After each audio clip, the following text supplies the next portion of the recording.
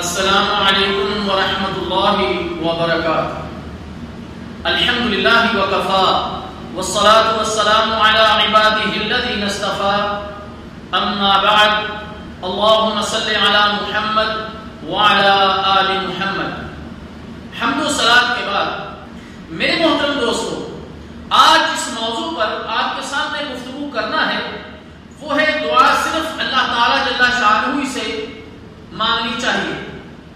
اللہ تعالیٰ جل شانہ کا فرمان ہے، اعوذ باللہ السمیع العلیم من الشیطان الرجیم، وَإِذَا سَأَلَكَ عِبَادِي عَنِّي فَإِنِّي قَرِيبٌ أُجِيبُ دَعْوَةَ الدَّاعِ إِذَا دَعَانِ فَلْيَسْتَجِيبُوا لِي وَلْيُؤْمِنُوا بِي لَعَلَّهُمْ يَرْشُدُونَ۔ اے نبی صلی اللہ علیہ وسلم، میرے بندے جب میرے متعلق تم سے پوچھے تو انہیں بتا دو کہ میں ان کے قریب ہوں۔ جب کوئی دعا کرنے والا مجھ سے دعا کرتا ہے تو میں قبول کرتا ہوں، بس انہیں چاہیے کہ وہ میرا حکم مانے اور مجھ پر ایمان لائیں تاکہ وہ راہ راست پالیں۔ میرے محترم دوستو، یہ جو آیت مبارکہ ہے یہ اس طرف اشارہ کرتی ہے کہ اللہ تعالیٰ جل شانہ اپنے بندے کے قریب ہے۔ جب بندہ اپنے رب سے مانگتا ہے تو اللہ تعالیٰ جل شانہ اس کی دعا کو قبول فرماتا ہے۔ سیدنا نعمان بن بشیر رضی اللہ تعالی عنہ فرماتے، سمعت عن النبی صلی اللہ علیہ وسلم، میں نے نبی مکرم صلی اللہ علیہ وسلم سے سنا، الدعاء هو العبادہ، کہ دعا عبادت ہے۔ ثم قرأ، پھر پیارے نبی صلی اللہ علیہ وسلم نے قرات کی، وقال ربكم ادعوني استجب لكم ان الذين يستكبرون عن عبادتي سيدخلون جهنم داخرين۔ نعمان بن بشیر رضی اللہ تعالی عنہ فرماتے کہ میں نے رسول اللہ صلی اللہ علیہ وسلم سے سنا، آپ نے فرمایا کہ دعا عبادت ہے، اور پھر اللہ کے رسول صلی اللہ علیہ وسلم نے قرآن مجید فرقان حمید سے یہ آیت تلاوت فرمائی کہ تمہارا رب یہ کہتا ہے کہ مجھ سے دعا کرو، میں تمہاری دعا قبول کروں گا۔ جو لوگ میری عبادت سے منہ موڑتے ہیں میں انہیں جلد ہی رسوا کر کے جہنم میں داخل کروں گا۔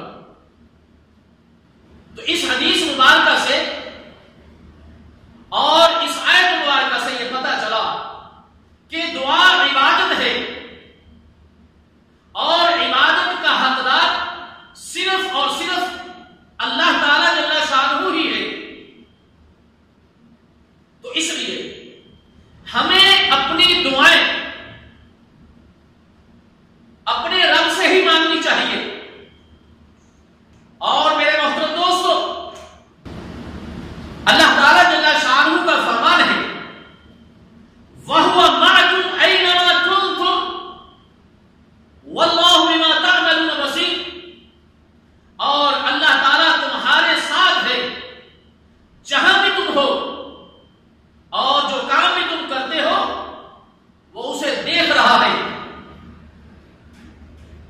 ابو موسیٰ رضی اللہ تعالی عنہ فرماتے، قال كنا مع النبي صلى الله عليه وسلم في سفر فجعل الناس يجهرون بالتكبير فقال النبي صلى الله عليه وسلم ايها الناس اربعوا على انفسكم انكم ليس تدعون عصما ولا غائبا انكم تدعونه سميعا قريبا وهو معكم۔ صحیح مسلم۔ ابو موسیٰ رضی اللہ تعالیٰ عنہ سے روایت، ہم نبی اکرم صلی اللہ علیہ وسلم کے ساتھ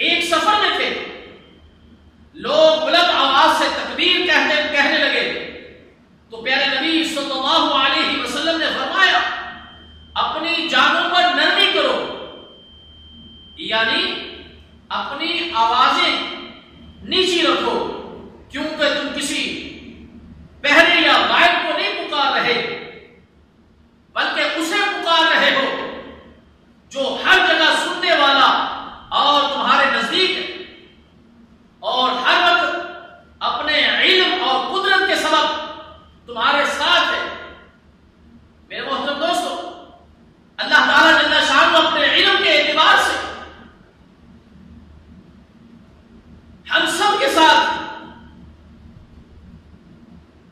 لیس کمثلہ شیء وہو السمیع البصیر، اس اللہ کی کوئی مثل نہیں، وہ سننے والا اور دیکھنے والا ہے۔ تو میرے محترم دوستو، دعا عبادت ہے، اور عبادت کا حقدار صرف اور صرف کون ہے؟ اللہ۔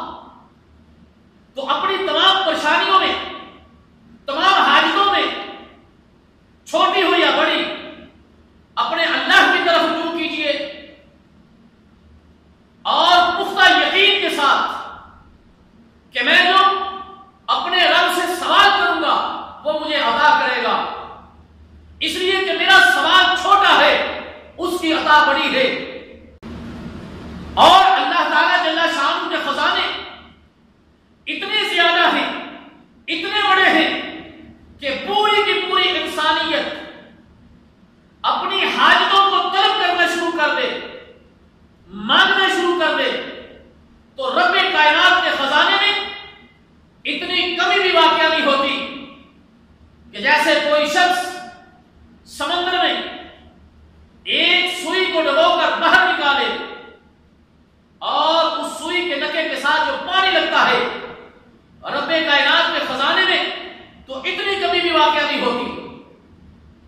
لیکن ہمارے لیے ضروری ہے کہ ہم اس دعا کو عبادت سمجھ کر اور پختہ یقین کے ساتھ اپنے رب کی طرف رجوع کریں، تو دیکھیں پھر اللہ تعالیٰ جل شانہ کی رحمت کس طرح بندے پر برستی ہے، اور پھر کیسے اس کی دعائیں قبول ہوتی ہیں۔ اللہ تعالیٰ جل شانہ سے دعا ہے کہ اللہ تعالیٰ ہمیں سمجھنے کی اور عمل کرنے کی توفیق عطا فرمائے۔ والسلام علیکم ورحمۃ اللہ